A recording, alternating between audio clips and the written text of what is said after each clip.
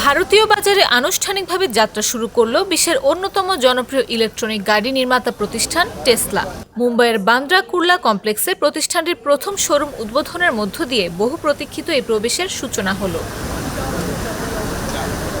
প্রায় 4000 বর্গফুট আয়তনের এই নতুন শোরুমটিকে টেসলা এক্সপিরিয়েন্স সেন্টার নামে আখ্যা দিয়েছে।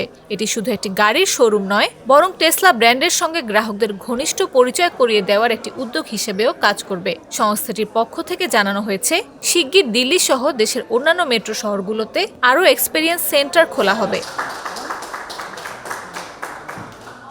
মুম্বাইয়ের অভিজাত বাণিজ্যিক এলাকা বিকেসিতে অবস্থিত এই শোরুমের জন্য টেসলা প্রতি মাসে প্রায় 35 লাখ রুপি ভাড়া দিচ্ছে বলে জানা গেছে। ভারতীয় সংবাদ মাধ্যম এনডিটিভির প্রকাশিত ছবিতে দেখা যায়, সম্পূর্ণ ব্র্যান্ডের সজ্জায় সুসজ্জিত শোরুমের ভেতরে আংশিকভাবে ঢাকা অবস্থায় একটি সাদা টেসলা গাড়ি রাখা আছে।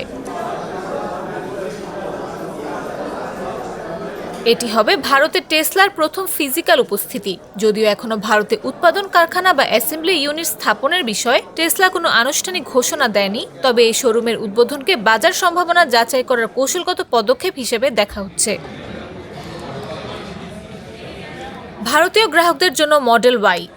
এই শোরুমে টেসলা প্রদর্শন করছে তাদের বহুল জনপ্রিয় all electronic SUV model Y.